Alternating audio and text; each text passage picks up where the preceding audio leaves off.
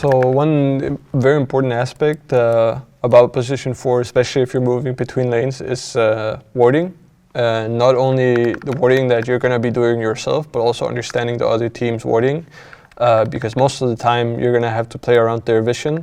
And I kind of showed it in previous episodes, the one where I was playing Earth Spirit, or I'm playing in the trees, abusing the fog. Abusing fog is very important in general as position 4 if you're trying to kill heroes, because if they see you, it's obviously harder to kill them. So not only playing in fog, but also understanding like where are the other team's wards. The game I played against, or I showed it where I was playing Tiny against Secret, is a good example of like how you understand where the other team's vision is. So one thing you can do to try to have a better idea about the warding of the other team is to move out fast from lanes. So usually what I do is I move out instantly, especially if you're playing a hero with boots like Tiny, or if you're playing a hero like Earth Spirit that can move out fast anyway without boots.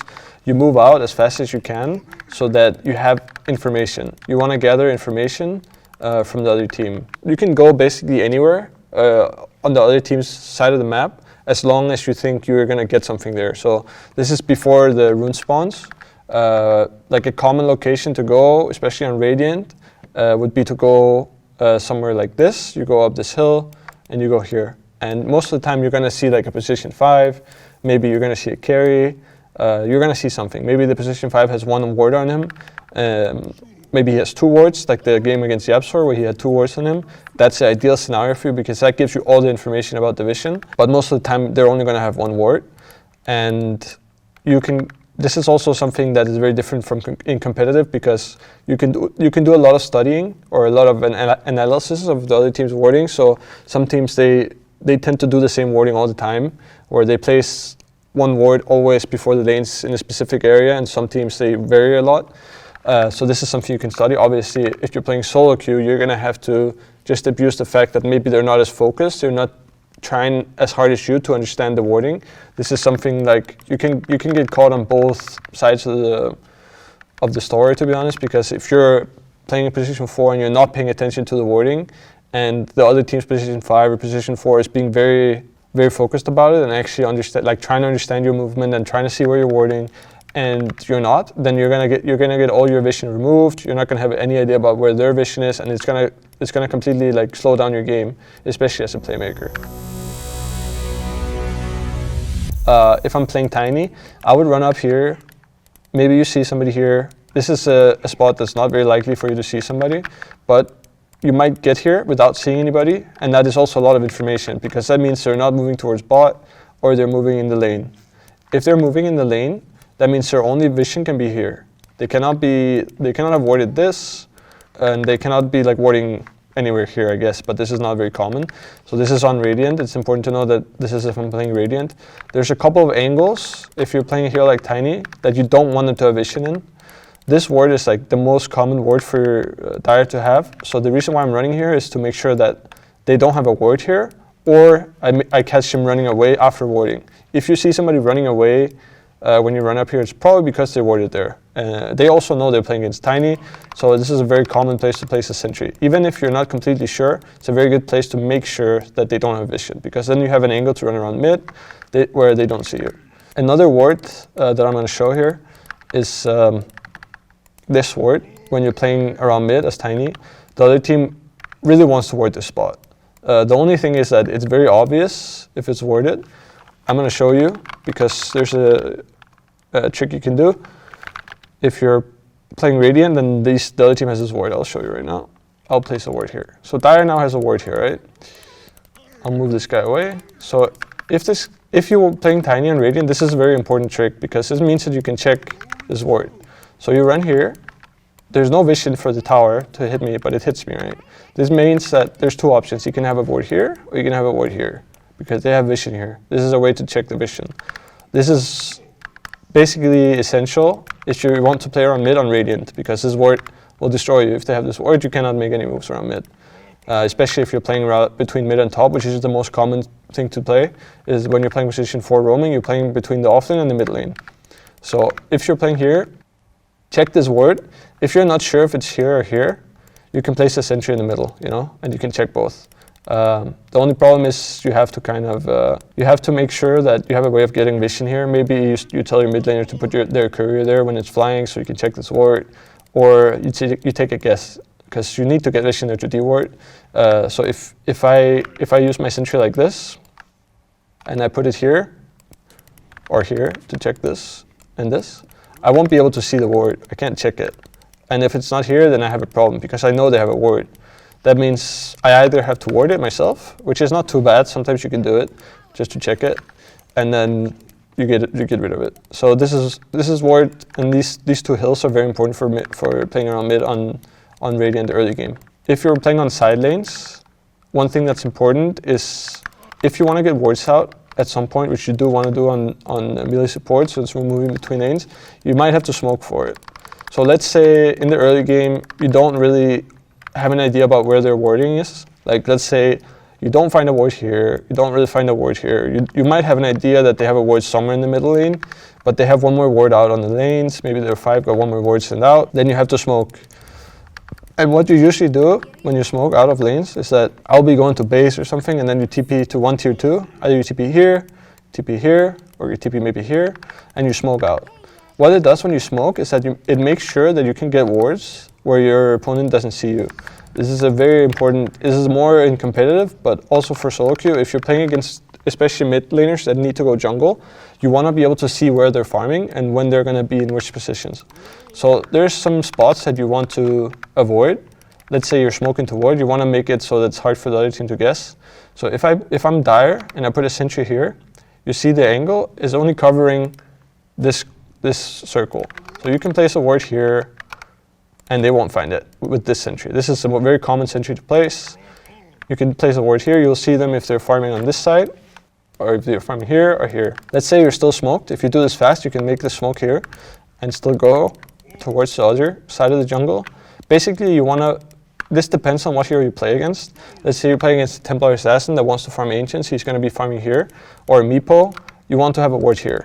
Same thing as the other side. This is a very common sentry spot, so you don't want to be warding here. You don't want to be warding in a sentry or in a place that's covered by a sentry that's very common. So you want to be warding like somewhere here. You can do it if you think they might guess this ward. You can place it down here, something like this, and then you have vision of the Ancients. You see when their hero's farming this. So this is the essential warding, like between, I would say this is between minutes 0 to 10, where you want to be warding, you want to discover the other team's wards, and if you don't know where their vision is, you want to make sure you smoke to get your own wards out, because if you're warding in their wards, it's an easy ward for them. So same thing as for Dire as for Radiant, is that you want to make sure you move out fast. Just the same thing, make sure you get as much information before the lanes even start. So here, what I like to do on Dire, same as Radiant, is I like to move between the mid and the off lane. Sometimes you can go on to the safe lane as well, because there's some times where you can kill here before the runes. But in general, I want to go here, because if you go here, you'll make it to this spot and see if they ward. So if you remember the game I played against Secret, where I was playing against the Absolute Lion, I ran in here and I saw him with 2 wards. That's a dream case, but most of the time you run in here, you don't see anyone. It means they don't have vision here. They don't have vision here. And this is possibly warded, but if you run here and you don't see anyone, it's most likely that it kind of depends. Sometimes you have to make a read. If you don't see them at all and you don't see them top either, it probably means that they're here already and they could have placed this ward and they dodge you, so you don't know where the ward is. So if you think it's possible, this is a really good sentry for you on Dire, because this ward will basically ruin all your movement on mid. On Dire, you can't roam on mid from top at all. This angle is not very viable, so you have to play on this side. So there's basically like 2 wards that will destroy you. It's this ward and this ward. And it's basically covered by 1 sentry. But it's the same case as this ward over here, where if you don't place a sentry on the hill, you won't be able to see it. So here, there's another trick where you can check this ward. So now, if you want to check this ward, you can run here. And there's no way for them to have vision here unless they have a ward here. So if you run here and check this, you know for sure the ward is here, and you can place the sentry here. If you don't find this ward, you can just run here and place the sentry on the hill. And that's a way you already covered like both these spots with 1 sentry, and you guarantee you get it if it's here. Compared to Dire, it's a lot easier to deward, but it also is easier for the enemy team to understand where you're playing on the map, because you're not going to be coming from top.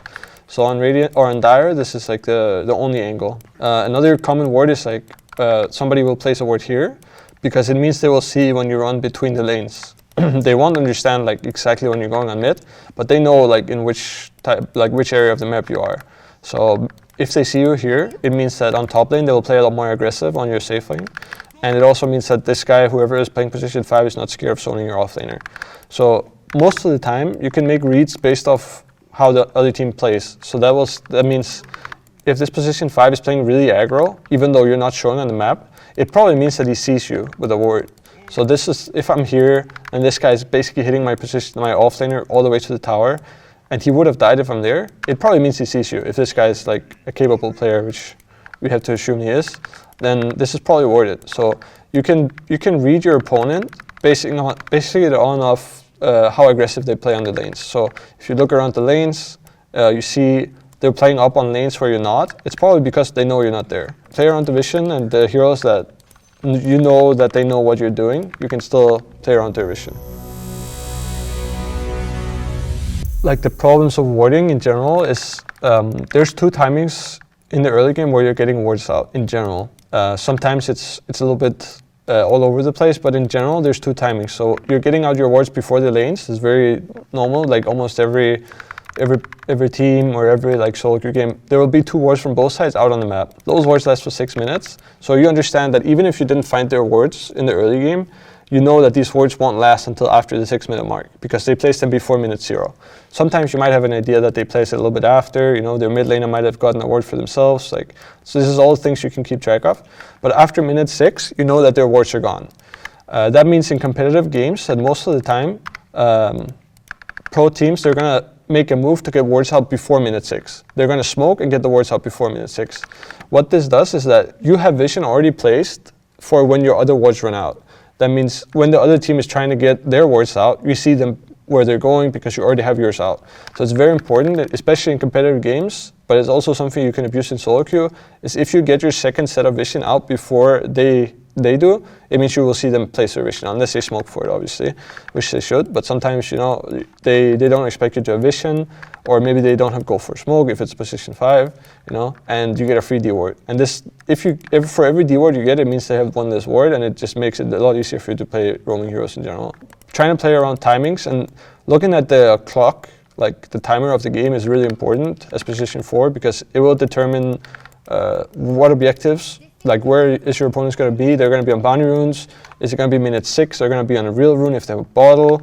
If it's after minute 6, they're going to be resetting the wards. So there's a lot of timings you can play off. And the vision is like, you can set up the vision before it happens, or you can understand that they're going to be setting up the vision at these certain timings because their vision is running out. Most position 4s you have, as a melee support at least, when you're the one who actually does the warding, you're going to be an initiator of some sort. So in this lobby right here, I'm playing Tiny with a blink. A very common smoke later on in the game could be to go here as a team. We might be smoked here, and we're running uphill. So every time you run to a hill and you're playing initiator, you want to be ready to ward. So let's say they're sitting here, right? My smoke is going to pop right here. As soon as I walk here, I need to place a ward instantly. If I don't place a ward, I have no vision to jump on.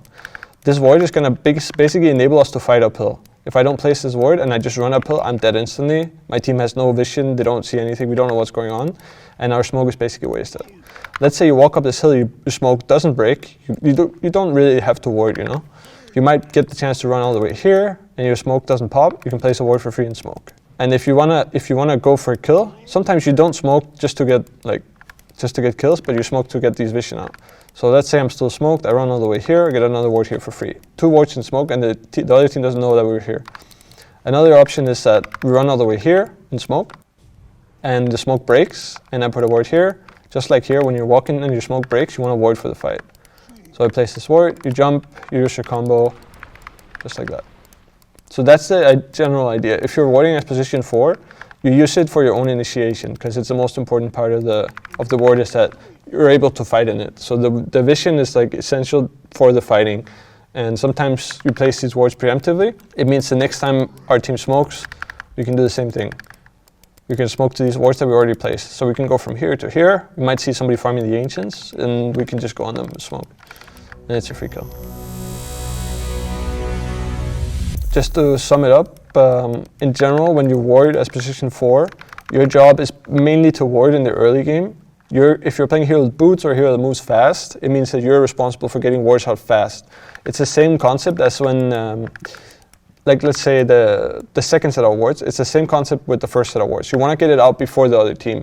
Because the one replay I showed earlier, where I got a ward out here with Earth Spirit, and the Snapfire warded on my vision because I was out there before her, that only happens if you do it fast and you get wards out before them. So your responsibility on melee supports that have like high movement speed or like have some sort of mobility ability to get the wards out first. And it's at all points of the game, like even after minute 6, like you want to make sure that you don't ward on the other team's vision. If you don't know where the other team's wards are, you want to make sure that at least you understand at what time they were placed. You see now, this is in this lobby, it's minute 6:45, and these wards are running out. Same thing in real games, you know. These wards are going to run out after 6 minutes, and sometimes you will even see it. You will see that these wards run out. Like you might have an idea they have a ward somewhere, and you will see that this ward runs out. It's a lot of information if you see it, because that means you know that they need to get new wards out. It means that if you get a ward out before them and you sit in this area, they can't smoke to you either because you'll be covering the area and they will break their smoke. So yeah, that's basically it.